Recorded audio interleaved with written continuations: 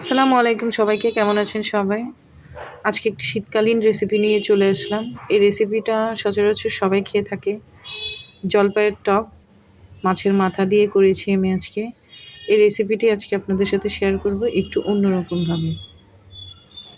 এখন বাজে রাত ১০টা। হঠাৎই আমার জলপাইয়ের টক খেতে মন চাইলো। তাই চলে আসলাম রান্না করার জন্য। জলপাইয়ের টক রান্না করব আর আমার নানুকে কল দিব না তা তো হয় না। কারণ এই রেসিপিটাই আমি আমার নানুর কাছ থেকে শিখেছি। তাই এই রেসিপিটি করার সময় একটা জিনিস আমি ভুলে গিয়েছিলাম। তার জন্য আমার নানুকে ফোন করে সঠিকটা জেনে নিলাম। এখন আমি চলে আসলাম রান্নায়। এই টকটি আমি এখন রান্না করব একটু বড় সাইজের মাছের মাথা দিয়ে।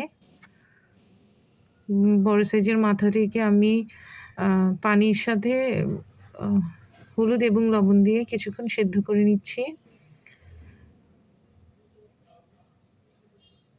ফুটে আসলে এর মধ্যে আমি দিয়ে দিলাম রসুন এবং পেঁয়াজ বাটা, সাথে দিয়ে দিলাম জলপাইগুলো কেটে টুকরো টুকরো করা ছিল। আমি এর মধ্যে দিয়ে দিলাম, দিয়ে মাছের মাথা এবং জলপাই একসাথে সেদ্ধ করব। অল্প পরিমাণ পানি দিয়েছি আমি এখানে মাছের মাথা সেদ্ধ করার জন্য। পরিমাণ পানি আমি এখানে দিয়েছি। এ পর্যায়ে আমি দিয়ে দিলাম কাঁচামরিচ ফালি করা ছিল, এগুলো দিয়ে এর মধ্যে এগুলো সব কিছু আমি একসাথে সেদ্ধ করব। বেশ কিছু সময় নিয়ে আমি এগুলোকে সেদ্ধ করব একসাথে।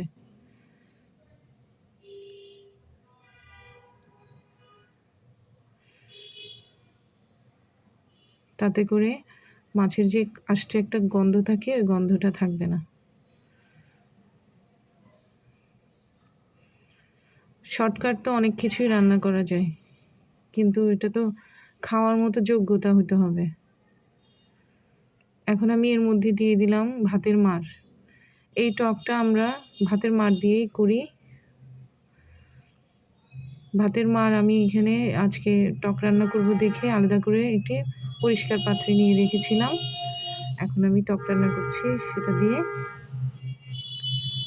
ভাতের মাড় দিয়ে যদি কেউ না করে থাকেন ট্রাই করে দেখবেন, আশা করি খুব ভালো লাগবে। টকটা একটু আঠা আঠা হয়, খেতে অসাধারণ লাগে। আর আমি আমার নানুর কাছ থেকে শেখা আমার এই কারণ হচ্ছে এই ভাতের মাড়েই বিশেষ কারণ।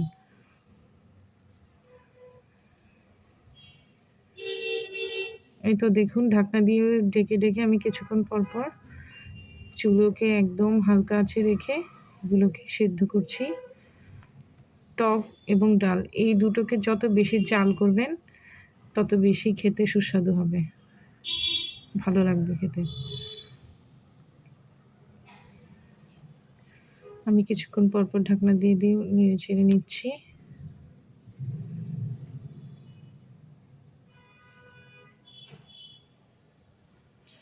মোটামুটি হয়ে আসছে আমার টক। এখন আমি এর মধ্যে দিয়ে দিলাম ধনিয়া পাতা কুচি। উঠানোর কিছুক্ষণ আগে করেই ধনিয়া পাতা কুচিগুলো দিয়ে দিতে হবে। একটু কিছুক্ষণ রেখে আমি এই টকগুলো তুলে নিব। এই তো হয়ে গেছে আমার জলপাইয়ের টক। দেখুন, দেখতে মাশাআল্লাহ কত সুন্দর লাগছে।